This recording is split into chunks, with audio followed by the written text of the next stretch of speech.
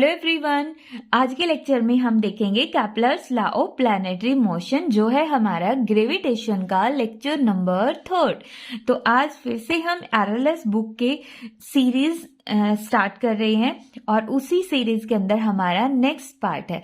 तो इसमें हम जितने भी क्वेश्चंस को स्टडी करेंगे, अप्रोक्स 15 क्वेश्चंस को स्टडी करेंगे, तो उनको ट्राई करना है कि 15 क्वेश्चंस में से कम 12 क्वेश्चन तुम्हारे बिल्कुल सही हो, तो तुम्हारा बहुत अच्छी जगह सिलेक्शन होगा।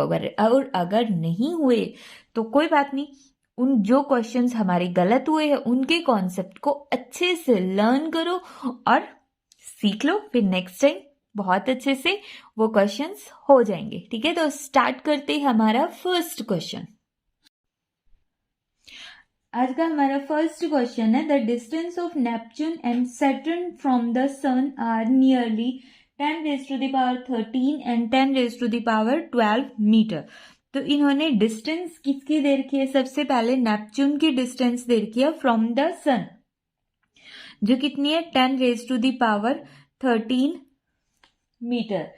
और जो डिस्टेंस है किसकी? सैटर्न की डिस्टेंस दे रखी है, वो दे रखी है 10⁻12 metre. Assuming that they move in circular orbit, their periodic times will be in ratio। यहाँ पे हम मान के चल रहे हैं कि ये दोनों के दोनों प्लैनेट है, वो सर्कुलर ऑर्बिट में रिवॉल्व कर रहे हैं, तो उनका जो टाइम पीरियड है उनका रेशियो कितना होगा? अब कैप्लर्स का जो third law, Kepler third law के अकॉर्डिंग T² डायरेक्टली प्रोपोर्शनल होता है R³ के। तो यहाँ पे यही वाला फॉर्मूला हम यूज करने वाले। ठीक है, यहाँ पे R तो दे रखा है, तो यहाँ पे सबसे पहले नेपच्यून के लिए देखते हैं। नेपच्यून का टाइम पीरियड Tn होगा, डायरेक्टली प्रोपोर्शनल टू Rn³। इसी तरह सैटर्न का टाइम पीरियड Ts² होगा, डायरेक्टली प्रोपोर्शनल टू Rs³। यहाँ पे हम दोनों टाइम पीरियड्स को जब डिवाइड कर देंगे तो कितना आएगा? Tn² डिवाइड बाई Ts² और Rn³ divide by Rs³। Value put करते, Rn की जगह 10⁻13 और Rs की जगह 10⁻12 और उसकी पावर कितनी हो गई? 3 हो गई। तो यहां से Tn का स्क्वायर डिवाइड बाई Ts का square is equal to, power को कट करोगे तो 10⁻3। अब हमें बताना है टाइम पीरियड का रेशियो। तो ये तो टाइम पीरियड का स्क्वायर है, तो यहाँ पे सिंपल टाइम पीरियड लेने के लिए जो स्क्वायर है उस साइड जाएगा और किस में कन्वर्ट हो जाएगा? अंडर रूट के अंदर। तो कितना आ गया? 3/2 आ गया। ठीक है, अब यहां से आ गया 3/2। अब 3/2 को हम सॉल्व कैसे करेंगे? सबसे पहले जो ऊपर की पावर है उसको अंदर ले लो और 1/2 को एज इट इज बाहर छोड़ दो। तो ये कितना हो गया? 100 × 10 और इसकी पावर 1/2। ठीक है, अब 1/2 का मतलब क्या? 1/2 का मतलब पूरी टर्म का अंडर रूट। 100 का अंडर रूट कितना होता है? 10। 100 को बाहर ले लो तो आ गया 10 और अंदर कितना बच गया? 10। तो इन दोनों के टाइम पीरियड का रेशियो आएगा 10√10, जो कि है हमारा ऑप्शन नंबर सी। तो फर्स्ट क्वेश्चन हमारा बहुत ही ज्यादा इजी है, कैप्लर के थर्ड लॉ के ऊपर बेस्ड है। ठीक है, नेक्स्ट क्वेश्चन। सेकेंड क्वेश्चन में इन्होंने बोल रखा है, planet moving around the sun sweeps out area A1। A1 area travel करता है इन 2 डेज के अंदर, A2 area in 3 days and A3 area in 6 days के अंदर ट्रेवल करता है। अब हमें ये बताना है कि इन तीनों एरियाज के बीच में रिलेशन क्या होगा। अब देखो, area covered in some particular time period. ठीक है, अब ये इसके अकॉर्डिंग हमारा कौन सा लॉ था कैप्लर का? Kepler's second law. कैप्लर के सेकेंड लॉ के अकॉर्डिंग क्या होता है कि areal velocity, area divide by time, ये हमेशा क्या रहेगी? कांस्टेंट रहेगी। एरियल वेलोसिटी कांस्टेंट होगी। ठीक है, तो यहाँ पे देखो एरियल वेलोसिटी कांस्टेंट होने का मतलब है कि हर बार area divide by time constant रहने वाला है। तो यहाँ पे A1 area divide by time 2 days, फिर A2 डिवाइड बाय 3, फिर A3 divide by 6। Second law की जो कंक्लूजन है वो तो यही बोल रहा है।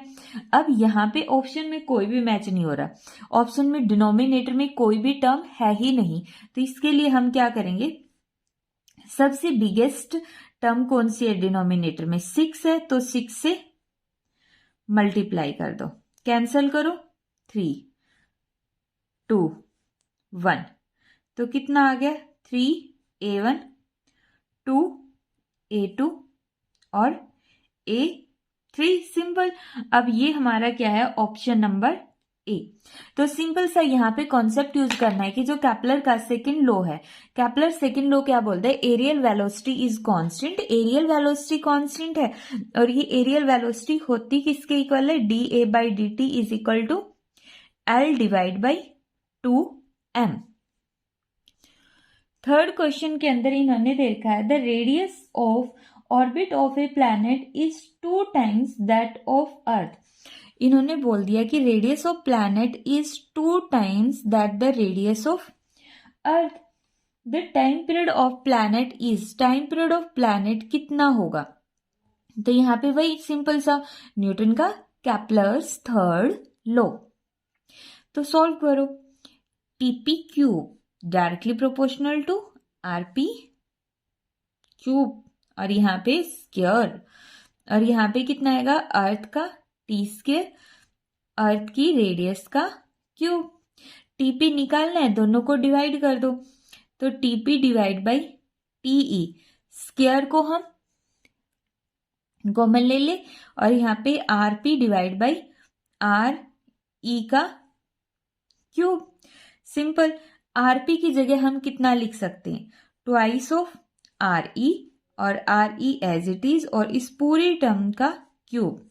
तो यहां से किसका क्यूब आ गया, 2 का क्यूब आ गया, बट हमें तो निकालना है TP। तो TP किसके इक्वल होगा, TP होगा 2 की पावर 3।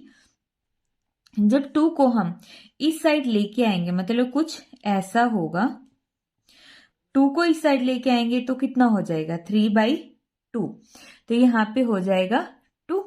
तो इसको हम ऐसे ही लिखेंगे ना, इसको लिखने का तरीका क्या होगा, 2 इंटू 2 इंटू 2, और इसकी पावर 1/2, तो यहां से आ गया 2√2। सिंपल। और TE कहां पर गया, तो शुरू में तो एक बार TE को एज इट इज नीचे ही रख लो, ठीक है। अब देखो क्या ऑप्शन मैच हो रहा है, ऑप्शन में तो √2 की फॉर्म में है ही नहीं, तो √2 की जगह 1.414 पुट करो, और TP is equal to 2 into 1.414 TE answer आ गया, और यहां से हमारे पास आंसर आ जाएगा ऑप्शन नंबर बी। क्यों, क्योंकि टाइम पीरियड ऑफ अर्थ कितना होता है, 1 ईयर, तो यहाँ पे हो जाएगा TE की जगह 1 ईयर, तो हमारे पास आंसर आ जाएगा 2.8 ईयर। सिंपल सा क्वेश्चन है, बिल्कुल सिंपल सा, सिर्फ हमें अप्लाई क्या करना है, न्यूटन्स थर्ड लॉ। ये रही इसकी मल्टीप्लीकेशन। नेक्स्ट हमारे पास फोर्थ क्वेश्चन इन्होंने क्या दे रखा है, कितना इंपॉर्टेंट क्वेश्चन है, कितने सारे एग्जाम्स के अंदर आए हुए हैं, मध्य प्रदेश की PMT के अंदर, BHU में, MP PET के अंदर, RPET के अंदर, एम्स के अंदर, और JIP MET के अंदर, CBSE PMT के अंदर, PMT में तो बहुत बार रिपीटेड क्वेश्चन। चलो देखते हैं, if the earth is at 1/4 of its present distance from the sun, अगर जो अर्थ है वो कितनी डिस्टेंस पर है, 1/4 पर है, of its present distance from the sun, sun से कितनी डिस्टेंस पर, 1/4 पे, मतलब अभी के लिए जो ओरिजिनल डिस्टेंस है वो r है, लेकिन अगर इसकी जो ओरिजिनल डिस्टेंस है वो कितनी हो जाए, 1/4 हो जाए, अब के कंपैरिजन में 1/4 r/4 हो जाए, then duration of year will be, तो अभी जो टाइम पीरियड है वो कितना है, टाइम पीरियड 1 ईयर, ठीक है, तो उस टाइम पे अगर रेडियस है या डिस्टेंस है वो सन से अगर r/4 हो जाए तो टाइम पीरियड कितना होगा? सिंपल, निकाल दो। देखो T2 का स्क्वायर, R2 की क्यूब, T1 का स्क्वायर, R1 की क्यूब, दोनों इक्वेशंस को डिवाइड कर दो। तो यहां से T2/T1 का स्क्वायर, R2/R1 की क्यूब, T2/T1 R2/R1 की पावर 3/2। तो यहां से देखो जब हम इसको सॉल्व करेंगे तो कितना आएगा? T2 divide by T1, R2 की जगह हम लिखेंगे R/4 और R1 की जगह R और इसकी पावर 3/2।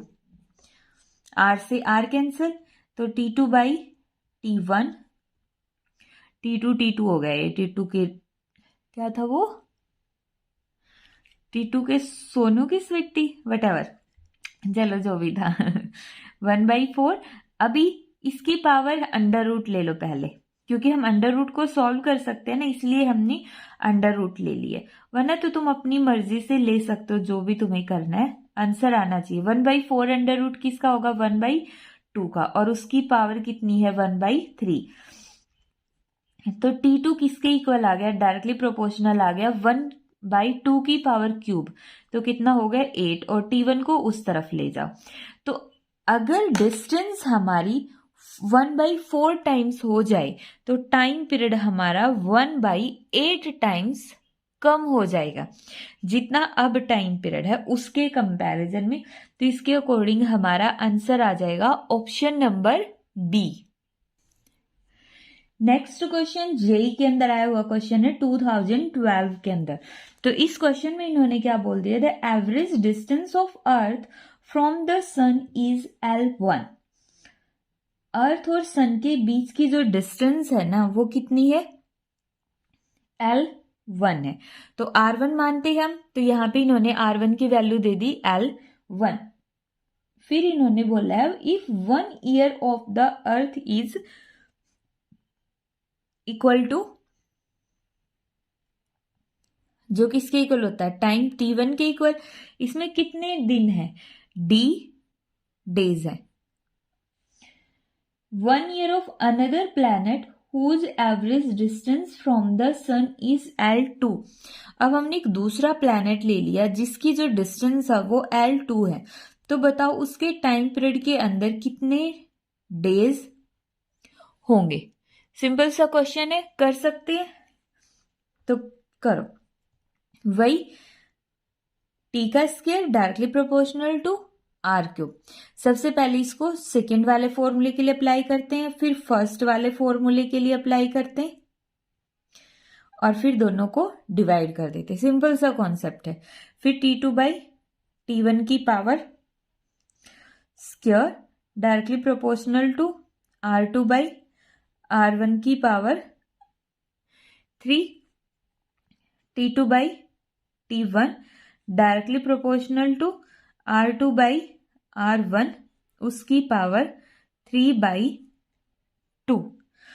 अब यहां से देखो R2 की जगह इन्होंने बोल दिया L2, R1 की जगह L1 और इसकी पावर 3/2।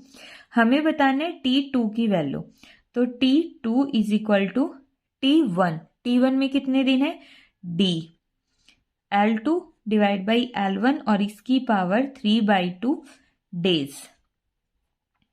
ठीक है, तो इसके अकॉर्डिंग जो हमारा आंसर आ गया वो आ गया ऑप्शन नंबर बी। सिंपल सा है। अब इसी कॉन्सेप्ट को हमें बार बार यूज करना है, तो कैपलर्स थर्ड लॉ के न्यूमेरिकल हम ऑलमोस्ट कर सकते हैं। नेक्स्ट क्वेश्चन इन्होंने दे रखा है कैपलर second law regarding constancy of aerial velocity of the planet is consequence of law of conservation of। जो कैपलर का सेकंड लॉ है वो कौन सा लॉ होता है? Law of area. कैपलर का सेकंड लॉ क्या होता है? लॉ ऑफ एरिया होता है, जिसके अकॉर्डिंग क्या होता है? एरियल वेलोसिटी DA/dt वो हमेशा क्या रहेगी, कांस्टेंट होगी। तो ये जो लॉ है वो किसको एक्सप्लेन करता है, कौन से कंजर्वेशन लॉ को एक्सप्लेन करता है। अब हमें पता है एरियल वेलोसिटी होती किसके इक्वल है, L डिवाइड बाई 2m के इक्वल होती है। तो मास तो कांस्टेंट रहता ही है, तो यहां से कौन सा हो गया, law of conservation of angular momentum, law of conservation of angular momentum. तो ये क्या हो गया इसका ऑप्शन नंबर बी। सिंपल सा, जो सेकेंड लॉ है वो law of conservation of angular momentum को कंसीडर करता है और इसके अंदर एरियल वेलोसिटी कांस्टेंट होती है। ये लॉ ऑफ एरिया को एक्सप्लेन करता है। नेक्स्ट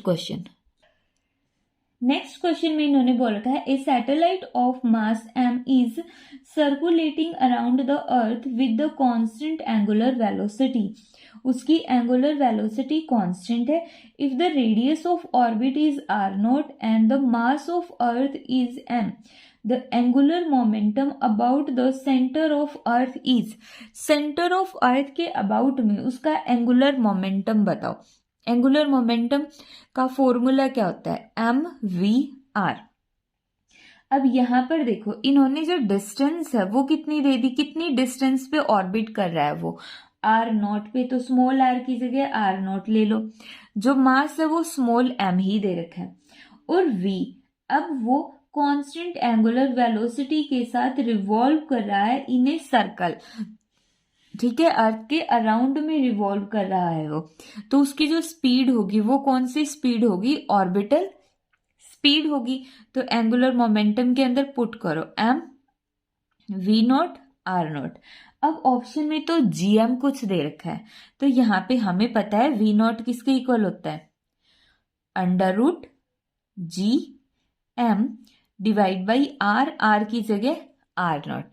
तो v0 की जगह वैल्यू पुट करो √ ऑर्बिटल स्पीड का फॉर्मूला यही होता है हमारे पास, तो r0 और बाहर है एक और r0। अब इस r0 को अगर मैं ब्रैकेट के अंदर लूं तो r0 का स्क्वायर आएगा, ताकि √ से बाहर ले तो वापस ये इक्वेशन बन जाए, r0 से r0 कैंसिल। ये किया क्यों है, ऑप्शन को मैच करवाने के लिए। तो यहां से देखो m कितना आ गया, gm r0। तो इसमें हमारा ऑप्शन नंबर आता है ए, ऑप्शन नंबर ए। तो इजी सा क्वेश्चन था। एंगुलर मोमेंटम का फॉर्मूला होता है linear momentum into distance. Distance कौन सी होगी, जो उसकी एक्सिस ऑफ रोटेशन से डिस्टेंस है। अब जो 8th क्वेश्चन है, 8th क्वेश्चन बहुत ही ज्यादा important, very very very important question. देखो कैसे है, इसमें इन्होंने बोल रखा है the condition for a uniform spherical mass m of radius r to be a black hole is. अब ये बताओ कि एक स्फेरिकल बॉडी है जिसका मास m है और उसकी रेडियस है वो r है। इस बॉडी को ब्लैक होल बनने के लिए क्या कंडीशन होनी चाहिए। ब्लैक होल क्या होता है, ब्लैक होल जिसकी ग्रेविटी इतनी ज्यादा है कि अगर उसके अंदर लाइट एंटर कर जाए तो वो लाइट भी उससे एक्सकेप नहीं कर पाती है, लाइट भी उसके अंदर ट्रैप हो जाती है, उसके अंदर फंस जाती है। ठीक है, तो यहाँ पे देखो एस्केप नहीं कर पाती है, मतलब यहाँ पे एस्केप से रिलेटेड कोई कॉन्सेप्ट लगेगा। तो एस्केप स्पीड का फॉर्मूला होता क्या है, ऑप्शन में देखो twice of gm divide by r square, ये फॉर्मूला होता है। अब हमने कहा कि लाइट भी एस्केप नहीं कर पाती है, तो मतलब उसको एक्सकेप करने के लिए यहाँ पे कोई भी ऑब्जेक्ट गिरा, अगर हम चाहते वो वापिस आ जाए तो उसकी एस्केप स्पीड ग्रेटर देन होनी चाहिए स्पीड ऑफ लाइट से, सिंपल स्पीड ऑफ लाइट से ग्रेटर, इक्वल या फिर ग्रेटर होनी चाहिए। यहाँ पे हम मान के चलते कि मे बी अगर लाइट की स्पीड से कोई चीज जाए तो वो मे बी वापिस आ जाए, हालांकि रियलिटी के अंदर उसकी जो ऑब्जेक्ट की स्पीड है वो लाइट से भी ज्यादा होनी चाहिए। तो वैसे तो इसमें ग्रेटर देन का ऑप्शन आएगा, बट सिंपल ग्रेटर देन का ऑप्शन कोई भी ऑप्शन में नहीं है, इक्वल के साथ, इसलिए हमने भी इक्वल मान लिया। समझ आया यहाँ पे हमने क्या किया, हमने जो ब्लैक होल से निकलने के लिए हमने मान लिया कि किसी भी ऑब्जेक्ट की स्पीड इतनी ज्यादा हाई होनी चाहिए कि जो लाइट की स्पीड से भी ज्यादा हो। अगर लाइट की स्पीड से भी ज्यादा स्पीड से कोई पार्टिकल अंदर जाएगा तो वही एस्केप कर सकता, वरना उसमें फंस जाएगा। तो यहां से हमारे पास इसका ऑप्शन कितना आता है, ऑप्शन नंबर सी। ठीक है, सी ऑप्शन आ जाएगा। इंपॉर्टेंट क्वेश्चन है, कर लोगे। नेक्स्ट क्वेश्चन इन्होंने दे रखा है, the earth moves in an elliptical orbit with sun as at one of its foci as shown in figure, its speed of motion will be maximum at the point. ये जो points दिखा रखे हैं A B C D, इनमें से किस point पे उसकी स्पीड मैक्सिमम होगी। तो किस पॉइंट पे होगी, देखो हमें पता है जब कोई भी प्लैनेट है वो सर्कल के अंदर रिवॉल्व कर रहा है, सर्कल या फिर इलिप्स के अंदर रिवॉल्व कर रहा है, तो उसका एंगुलर मोमेंटम कांस्टेंट रहेगा। ठीक है, एंगुलर मोमेंटम कांस्टेंट रहेगा। अब मास तो कांस्टेंट रहेगा ही रहेगा, मास चाहे दूर हो या नजदीक हो उसकी वैल्यू तो वही रहने वाली। तो मेन फैक्टर रहेंगे v और r कांस्टेंट रहेंगे, इनकी प्रोडक्ट कांस्टेंट रहेगी। अब फॉर एग्जांपल मान लो अगर r की वैल्यू हम 6 ले रहे हैं, v की वैल्यू 2 ले रहे हैं, तो इनकी प्रोडक्ट आ गई 12। मतलब जब वो मास दूर है तो उसकी स्पीड कम है, अगर वो मास बहुत ज्यादा नजदीक आ गया, डिस्टेंस कम हो गई, तो अब ये प्रोडक्ट तो उतनी ही रहेगी। क्यों, क्योंकि एंगुलर मोमेंटम कांस्टेंट रहता है केपलर के सेकंड लॉ के अकॉर्डिंग। तो इसकी स्पीड को तो ज्यादा होना पड़ेगा ना, डिस्टेंस कम हुई तो स्पीड बढ़ गई। तो इसके अकॉर्डिंग हमारा आंसर कितना आ जाएगा, ऑप्शन नंबर बी। मतलब इनमें से ए पॉइंट ऐसा है जिसकी स्पीड बहुत ही ज्यादा होगी बाकियों के कंपैरिजन में। क्यों, क्योंकि इस पॉइंट की जो डिस्टेंस है वो बहुत ही ज्यादा कम है बाकियों के कंपैरिजन में। नेक्स्ट क्वेश्चन हमारे पास है, the period of revolution of planet A around the sun is 8 times that of B. जितना बी का है टाइम पीरियड, ए का टाइम पीरियड उसका 8 टाइम्स ज्यादा है। ए का टाइम पीरियड बी के टाइम पीरियड से 8 गुना ज्यादा है। The distance of A from the sun is how many times greater than that of B from the sun. इन्होंने बोला अब बताओ जो ए की डिस्टेंस है, ए की डिस्टेंस और बी की डिस्टेंस में क्या रिलेशन है। ठीक है, एक तरह से ये जो n की वैल्यू है वो हमें बतानी है, मतलब इन दोनों के बीच में क्या रिलेशन रहने वाला है। सिंपल सा Kepler's second law, T square directly proportional to r cube. ठीक है, अब यहां से a के लिए लगा लेते हैं, इसी तरह से b के लिए। ठीक है, दोनों को डिवाइड कर दो, यही तरीका होता है हमारे पास तो रिलेशन निकालने का। तो इसको ऐसे लिख सकते हैं T A by T B और इसका whole square, R A divide by R B और पावर 3। ठीक है, अब वैल्यू पुट कर देते हैं, टी ए की जगह हम पुट कर देंगे 8, टी बी नीचे भी टी बी कैंसर, टीबी से टीबी। अब हमें आर ए और आर बी के अंदर रिलेशन बताना है।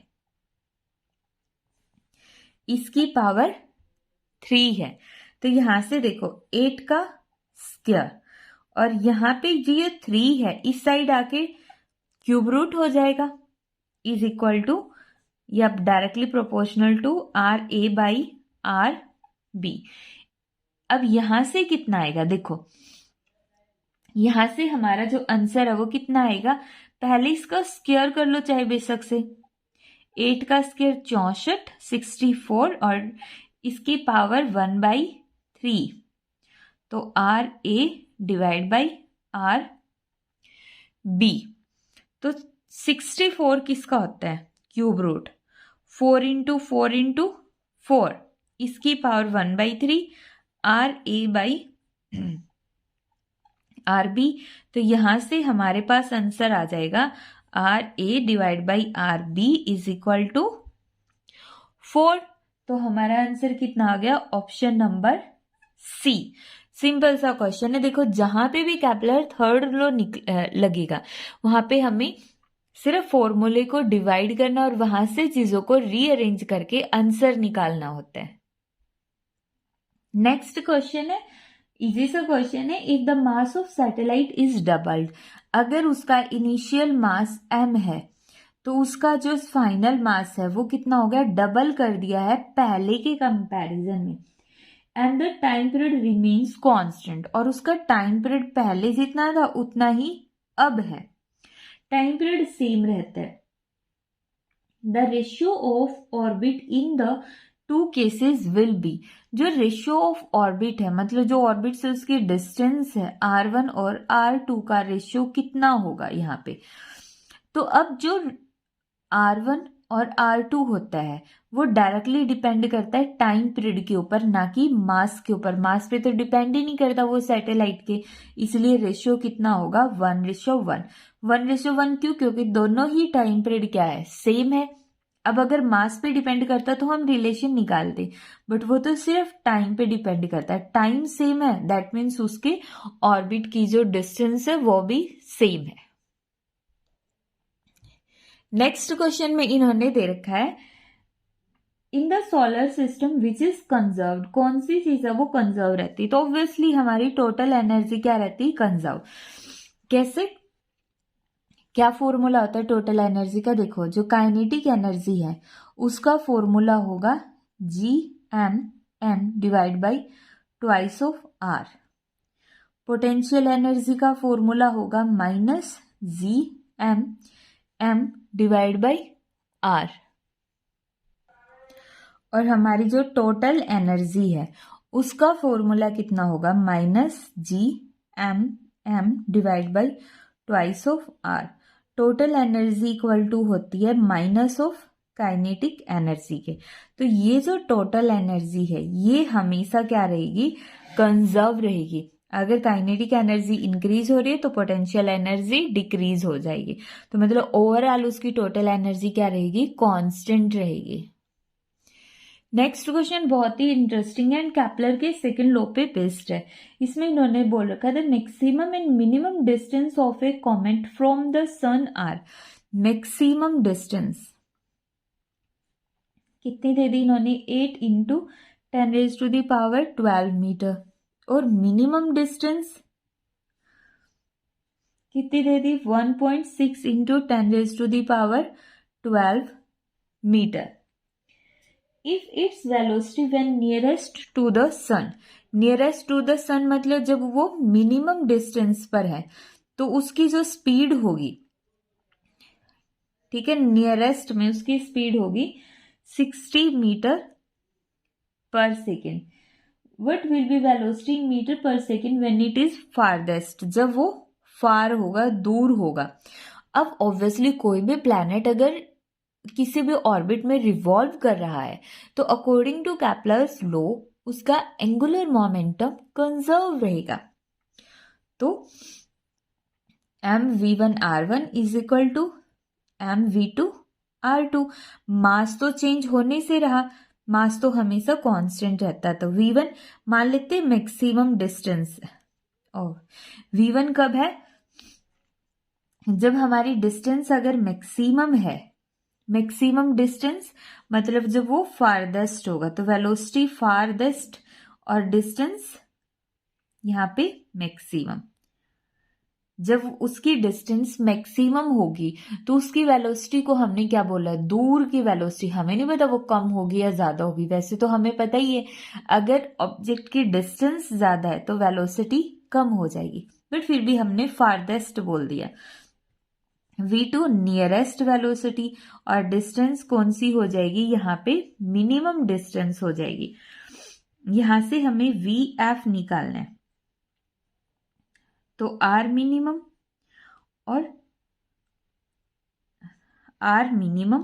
और vn divide by r maximum.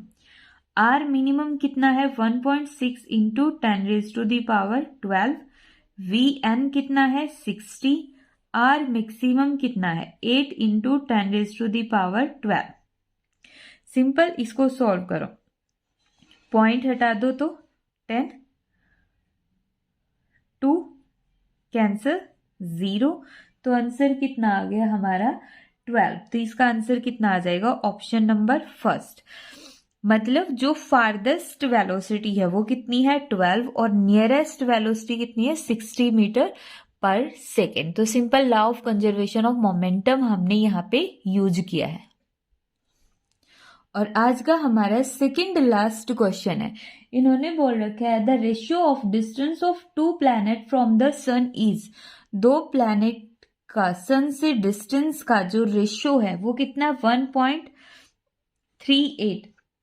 अब बताओ the ratio of their period of revolution around the sun, तो उनके टाइम पीरियड ऑफ रिवॉल्यूशन का रेशियो बताओ। देन ऑब्वियसली अभी तक तो हमें फॉर्मूला डायरेक्ट भी याद हो चुका है, ये कितना होगा 3/2 होगा, तो 1.38 की पावर 3/2 सिंपल। और इसका आंसर कितना आ जाएगा हमारे पास, ऑप्शन नंबर बी। सिंपल सा क्वेश्चन है। नेक्स्ट क्वेश्चन, आज का हमारा लास्ट क्वेश्चन है। In planetary motion, the areal velocity of position vector of a planet depends on angular velocity omega and distance of planet from the sun small r. If so, the correct relation for the aerial velocity is, इन्होंने बोला planetary motion के अंदर जो areal velocity है जो किसके equal होती है dA/dt के इक्वल, किसके इक्वल होती है L/2m।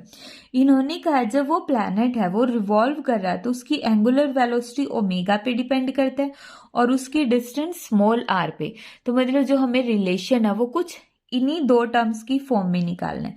अब जो एंगुलर मोमेंटम है उसका फॉर्मूला कितना होगा, mvr divide by twice of m से m कैंसर, ठीक है। 2 तो वैसे भी कांस्टेंट है, तो यहाँ पे आ गया v और r, डिवाइड बाई 2 करना है तो कर लो चलो, बाई dt। बट अब इन्होंने बोला ओमेगा, तो हमें पता है ओमेगा किसके इक्वल होता है v डिवाइड बाई r, या फिर हम यहां से रिलेशन क्या लिखते हैं कि v इज इक्वल टू ऐसे, omega is equal to v divide by r होता है। तो v इज इक्वल टू किसके इक्वल हो गया, ओमेगा r, एक r पहले से ही है, डिवाइड बाई 2। तो क्या रिलेशन आ गया, omega r square divide by 2। अब 2 वाला कॉन्सेप्ट इन्होंने लिया नहीं है, तो इन्होंने डायरेक्टली प्रोपोर्शनैलिटी के सिंबल के अंदर 2 को इंक्लूड कर दिया और हमारा आंसर आ गया ओमेगा r स्क्वायर, जो कि ऑप्शन नंबर सी है, ठीक है। तो हम Kepler's law of planetary motion के क्वेश्चंस अब कर सकते हैं। ये थे हमारे आरएलएस बुक के अंदर से Kepler law of planetary motion के मोस्ट ऑफ द क्वेश्चंस। बाकी क्वेश्चंस भी है, कुछ क्वेश्चंस और हैं, बट वो इन्हीं कॉन्सेप्ट के ऊपर बेस्ड है।